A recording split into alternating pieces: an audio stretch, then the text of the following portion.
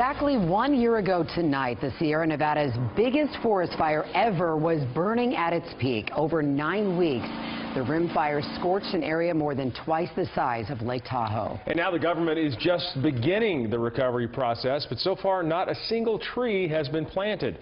The slow pace of recovery for the rim fire is frustrating for people who live nearby. But some say they're even more worried forest managers will repeat past mistakes. KCRA3's David Bieniek was on those fire lines 1 year ago, and tonight he's back from getting a first-hand look at the burn zone, and he joins us now with how much progress has been made out there, David. Yeah, because it was the biggest fire in the history of the Sierra Nevada mountains, the rim fire is still getting a lot of attention even now. Everyone wants to know when and how this recovery process will begin.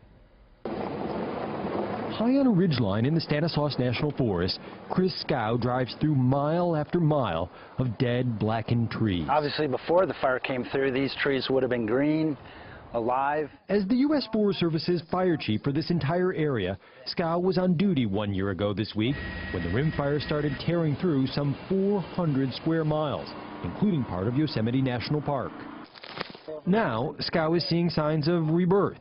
Tiny shoots of bear clover on the forest floor, and every now and again, wildlife venturing back. It's a resilient place. Last fall, helicopters dropped straw to prevent mudslides, and on private land, loggers have been salvaging dead trees.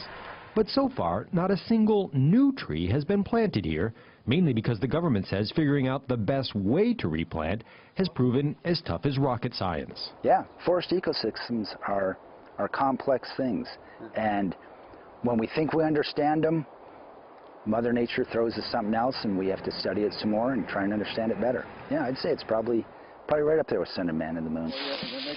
We were here, yeah. If we weren't, we would have lost it all. On his ranch in the middle of the burn zone, David Hardin did save his home, but lost 90% of his trees. I'll just get a whiff of smoke and I'll just break down in tears sometimes.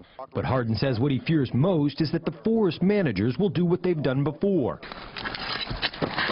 Plant rows of saplings packed so tightly together that when fully grown into trees, they become like matchsticks, through which a fire burns so fast and so hot, it can't be stopped.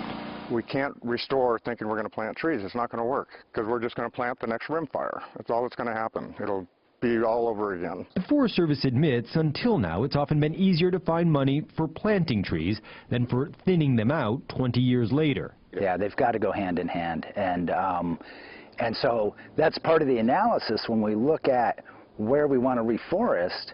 What can we realistically get to thin again? The Forest Service is also studying whether to stop planting rows entirely and instead reforest burn zones with clumps of trees. Even as the Forest Service tries to figure out what to do next, technically the rim fire is still not out. Just a few days ago, firefighters came across logs like this that were still smoldering.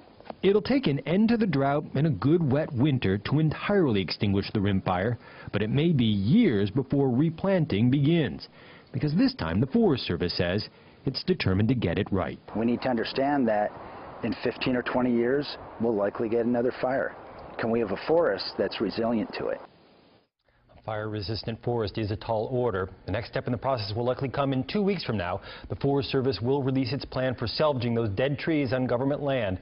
Timber companies and other private landowners have already been cutting down those trees for months, but the government process has taken much longer. Very interesting how they're taking another look at how to do this the right way, they say. And some people might be thinking, why don't you just let the forest grow back naturally?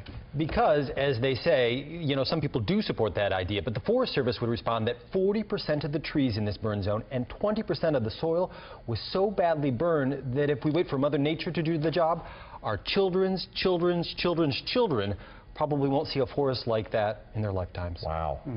It's too bad. You think of all those people rebuilding that you spoke with, and they have a lot on their hands in these coming months and years. Big decisions to be made. Yeah. David, thank you.